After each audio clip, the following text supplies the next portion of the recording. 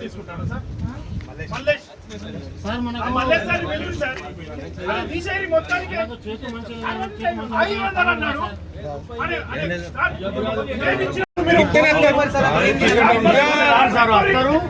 పైసలు ఇవ్వండి సార్ మీది కాలేస్తాం 2 రోజుల నుంచి కొంచెం ఒక్కసారి అయితే పోల్ పడింది. ఇంకో నెక్స్ట్ డే మన ఇన్సులేటర్ ఫెయిల్ అయ్యి రాత్రి కూడా మీకు 2 రోజుల కరెంట్ కొంచెం ఇబ్బంది అయింది వాస్తవమే. కానీ పోల్ రాత్రి 2 గంటలకి లేపలేని పరిస్థితిలో పొద్దున వరకు మేము రెక్టిఫై చేయగలిగినాం.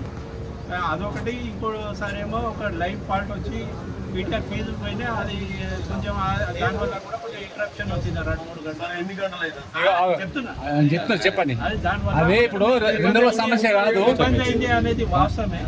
కొంచెం సిబ్బంది కొరత కూడా ఉన్నది, మేము రెక్టిఫై చేసుకుంటాం. దయచేసి అర్థం చేసుకోండి. మేము కావాలని అయితే ఎవరికి మేము ఇబ్బంది పెట్టదలుచుకోలేదు. మేము కరెంటు బంద్ చేస్తే మాకే ఇబ్బంది, మీకు కరెంట్ బంద్ చేస్తే మాకే ఇబ్బంది అది ఇండైరెక్ట్గా. మేము రాత్రంతా రెక్టిఫై చేయాలి. ఏ నైట్ పోయినా ఆ నైట్ రెక్టిఫై చేస్తున్నాం, ట్రై చేస్తున్నాం మేము మ్యాక్సిమం రెక్టిఫై.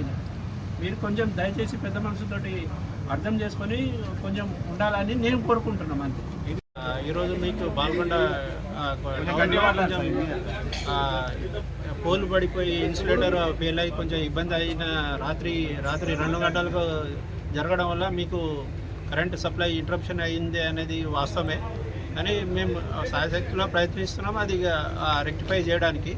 అనుకోకుండా రాత్రిపూట 2 గంటలకి పోల్ పడిపోవడం వల్ల అది రెక్టిఫై చేయలేకపోయినాం. మర్నాడు అంటే అదే రోజు తెల్లారి 6-7 వరకు కొంచెం రెక్టిఫై చేయగలిగినాం.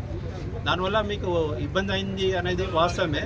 మళ్ళీ నెక్స్ట్ డే కూడా ఇన్సులేటర్ ఫెయిల్ అయ్యి కొంచెం మీకు ఇంటరప్షన్ అయింది. అది కూడా అదే టైంకి రాత్రి 2-3 గంటలకి ఫెయిల్ అవ్వడం వల్ల మాకు కొంచెం ఫాల్ట్ దొరకబట్టి రెక్టిఫై చేసేంత వరకు కొంచెం టైం పట్టింది.